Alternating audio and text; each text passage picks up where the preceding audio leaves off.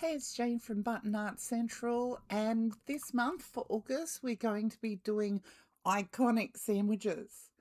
I chose a couple of funny Australian ones for you. We're going to be doing Vegemite and fairy bread.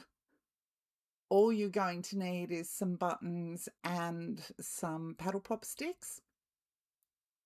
The thing is that if you would like to do something like peanut butter and jelly or roast beef and pickles or whatever two iconic sandwich fillings that you love are, this is how to do a really fun version of it. It's silly, it doesn't take very long.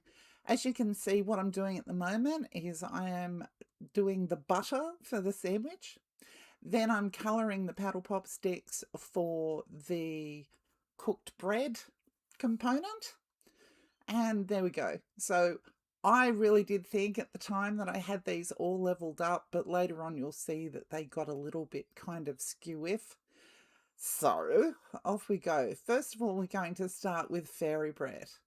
Now, here's the thing about fairy bread in Australia. Even though everybody goes on about it all over the world, this is actually something that we do for children's birthday parties. Australians aren't sitting there eating fairy bread on a daily basis, which is basically butter and hundreds and thousands, or sprinkles, whatever you want to call them. It's a party food for children. So that's the origins of fairy bread. If you've ever heard of it and you think Australians are eating it, they're not. They might have as a child. And then we're going to do Vegemite. Now, what I've done here is just a no-no in Australia, putting so much Vegemite on that you can't see the butter. But I thought it would be a little bit more fun to have it completely black, like people presume that we eat Vegemite. We don't.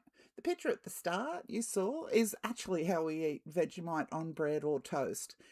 Just a bit of butter, a light layer, and then a bit of Vegemite.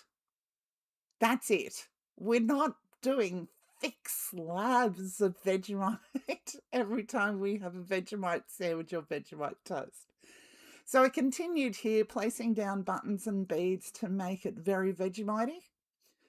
And what I did after this was a bit of a mess up. I really wanted to see if I could turn this into a plate. But because I had it so skew-if, I went back and I actually recolored this in black to make it stand out a bit more. So whatever two iconic toppings you want to do, here's a fun, like, hour craft to get your Vegemite and fairy bread on, just like I did.